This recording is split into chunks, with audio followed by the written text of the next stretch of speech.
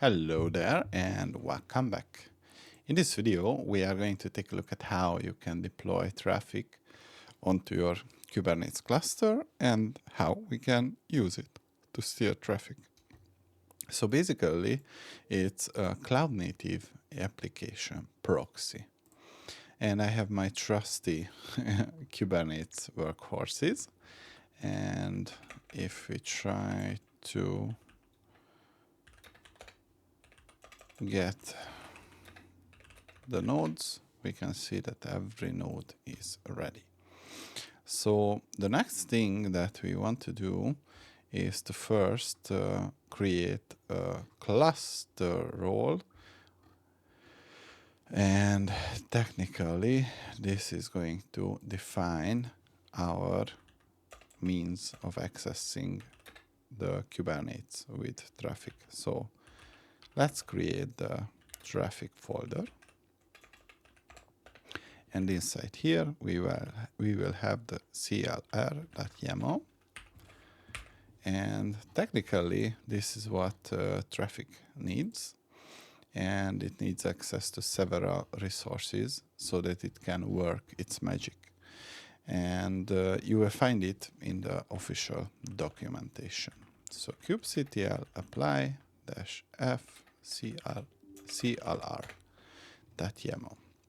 The next thing that we are going to need is a service account. So tsa.yaml. So basically this is going to be the Traefik service account. Let's apply it. tsa. And after that, we will have to bind the cluster role to the Traefik account. So trb.yaml.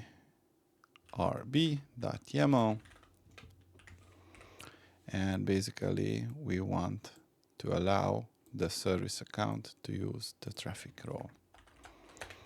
And kubectl apply -f.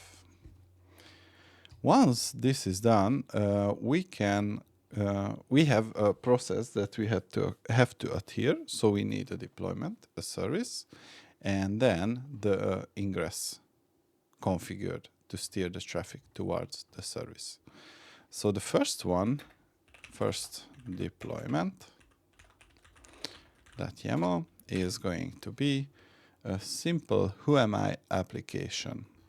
So basically, it will be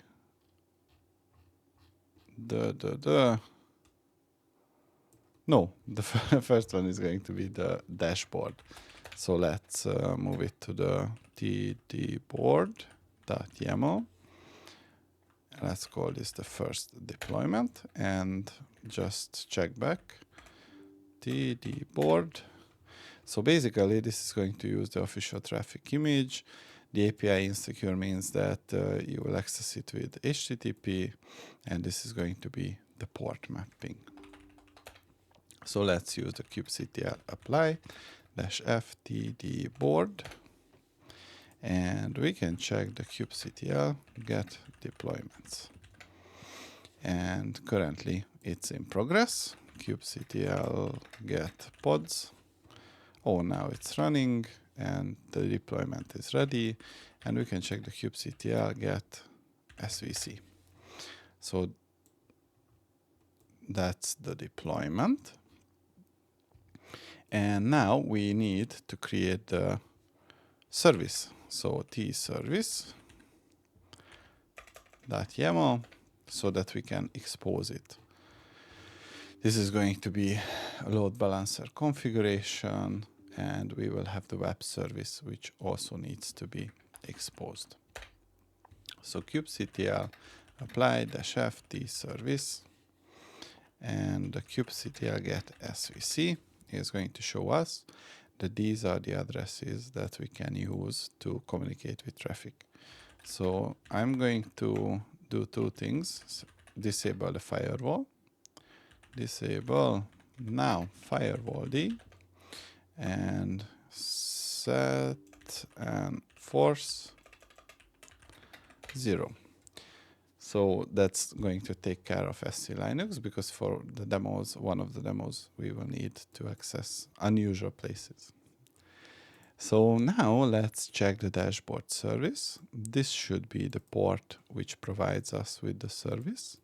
And if you go to the browser, we can use HTTP, Kate's master, and specify the port. And now we can see the Traefik. We have this small upgrade button because if you pay, you get more features. But our playground is going to be around the HTTP routers. So currently, if you check, you have two routers, one for the default context route and then the API. If we click on here, we can see that we have the entry point, we have the router, and we have the destination service. And this is going to be the logic that we apply to our own deployments. So now let's create our deployment. So AI first.yaml. So as I mentioned, this is a simple who am I application. So if you hit the web browser, it's going to give you a bunch of information about you or based on the location of your request. And that's technically it. And if we apply kubectl apply -f first, then we will get the service and the deployment. And if you get the deployment and the SVC, or just first the deployment, you can see the whoami is up and running. And if you check the service, you can see that this is the whoami service.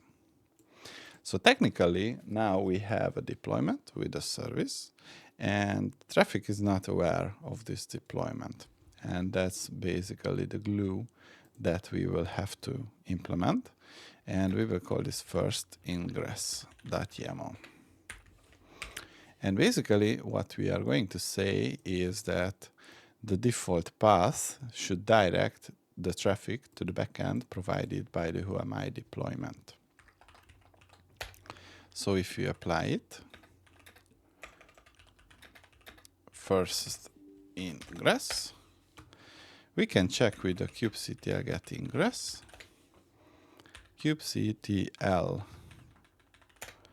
and this is basically what we see.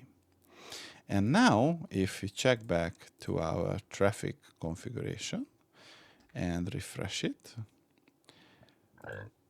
we can see that now we have 3 routers. And basically, this is our new deployment with the service and the ingress configuration. And we say that everything that hits the port 80 should be processed by the ingress, and the traffic directed should be directed to the web deployment. So let's check it. HTTP Kate's master, and we will need the port for the Traefik web service. So now if we go back and check it with this port, you can see that this is the response from the whoami application. And this is how we can check it, because we do not have like the external IP. And if we go back, we can start deploying our second example.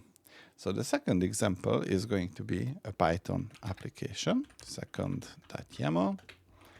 And basically, this is a small web app that I have created. And it has 2 versions, AMD 64, and another one is it was built on my MacBook. And that's the ARM 64, and the container is running on port 80. And that's going to be the service definition. So now, if we use the kubectl apply -f second and check the kubectl get pods, we should see it creating. And once it was created, we can check the deployment, kubectl deployment, and the kubectl get svc. So currently, we have our TPI service. And if you check on port 8080, curl HTTP and 10.111.42.163 on port 8080 with the -i, we can see that the application is available, and basically it will tell us the pod's name and that this was the default backend and this is the URL which hit it. Okay, now we need to glue it together with the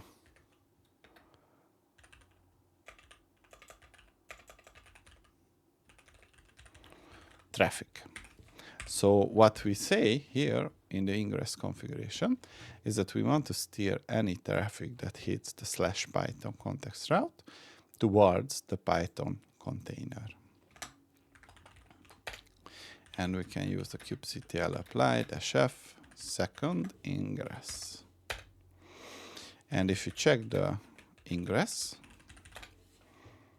kubectl, you can see that this is the second configuration.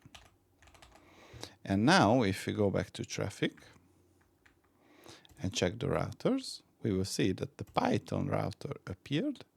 And as you can see, this is going to direct the traffic to the Python deployment. So now we are going to verify it /Python. And there we go. So this is how we can steer the traffic. And the last example is going to be Rust deployment. So Rust-based web application. Recently, I have been using Rust quite a bit, but I'm planning on releasing Rust-related videos as well. So let's call this third.yaml. And here we are also using the custom image, which was built for the AMD 64 platform. The container is also listening on port 8080, and this is the service definition. And now if we use the kubectl apply -f third, then let's check the pods. Kubectl get pods. Oh, it was downloaded. Although I think, a video about this image creation, which was a pretty long video, but lots of lessons learned. So kubectl get service, and now you can see that this is the trust service, and we can check the context route, HTTP and 10.103.75.94 and the port address. So if we hit it, you can see that welcome to Traefik on /Rust. The interesting part is that this web application has two context routes. You can call it with the default context route, and you can also call it with this context route. And when the application only had the default context route, for whatever reason, the Traefik did not appropriately route the traffic, and it just basically returned 404. And after reading a while, I learned that I have to implement this context route as well.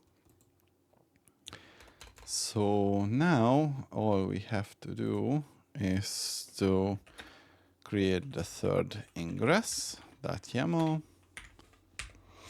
And basically we want to ask Traefik to route the traffic to the Rust context route, and through that to the trust deployment. So now if we go ahead and use the kubectl apply -f third ingress, we can check the kubectl get ingress. And basically we should be good. So now what we will do is to check the routers. Now we have the Rust router, and you can see that this will direct traffic to the default trust. And if we check it with the Rust context route, we get the response.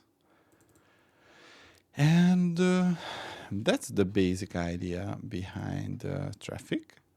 And that was all I wanted to show you in this video. See you in the next one.